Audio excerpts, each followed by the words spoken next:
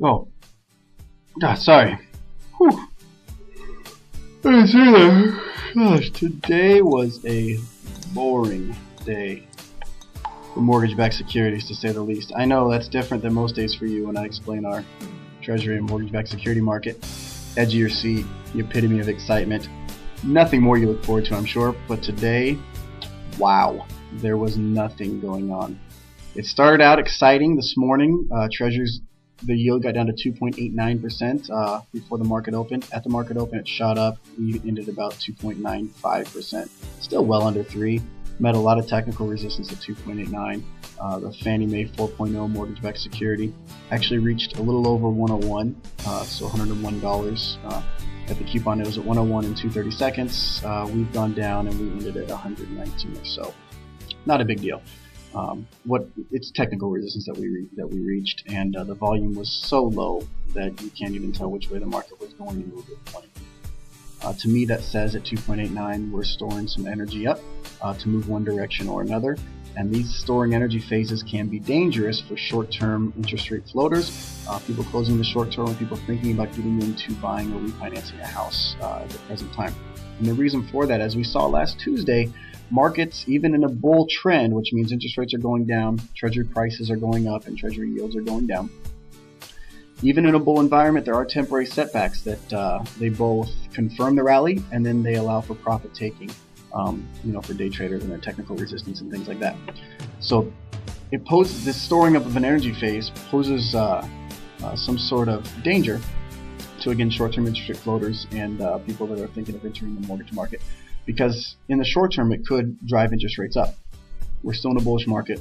Interest rates are still going to be going down to staying flat, but in the short term, if you're closing soon, they could be rising. So my advice to you, if you're closing in the next 30 days, there's no reason to not lock your loan. Interest rates are great. You're going to be able to probably get the closing cost incentive that you need or want, or you're buying your rate down at a reasonable price. If you're thinking about getting into the mortgage market, refinance, purchase, this is the time. And I'll show you a little later a house that I was quoting interest rates on today. It is gorgeous. The interest rate is going to be incredible, and it's going to show you the difference between the price going down or the interest rate going up, and how that's going to affect your payment.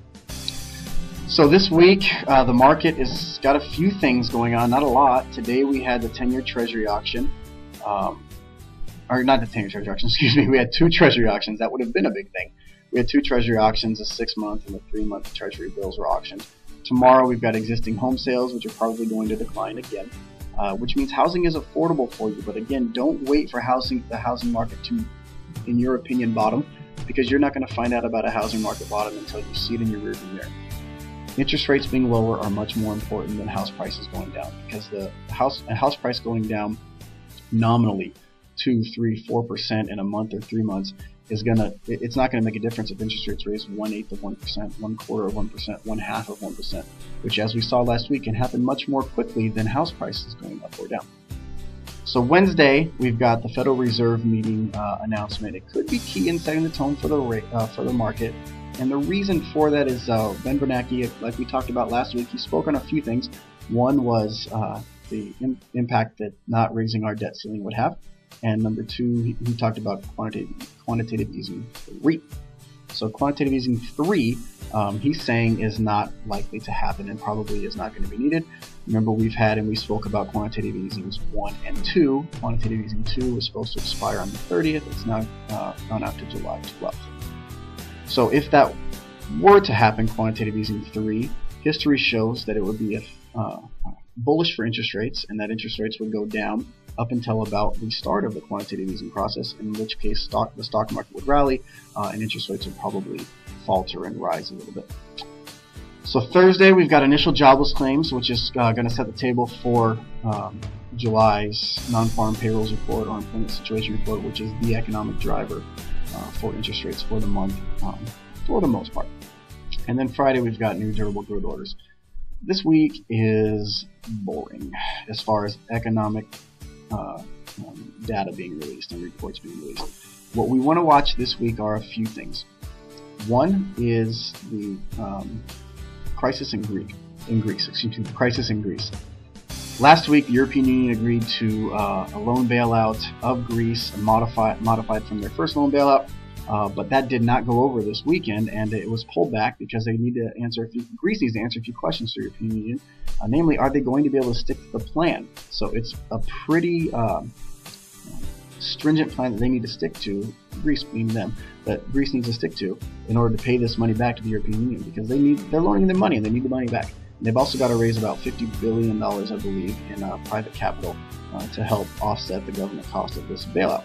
So what's happening in Greece is something to look out for. If good news comes out of that, interest rates are probably set to rise, and probably set to rise pretty quickly for a day or two before things stabilize. Bonds may be overbought in the bad news for Greece, and there could be a sell-off if good news comes out of Greece. The other thing, don't forget about our debt ceiling. We don't have any resolution to that yet, and that is making bond investors tentative. And the closer we get to our August 2nd deadline, the more likely it is for interest rates to rise. So those are two things we're looking out for: Greece and the U.S. debt ceiling. Those are the two things. Today in Puyallup, I know you guys are wondering, it is getting beautiful. It is getting nicer and nicer as the day goes on.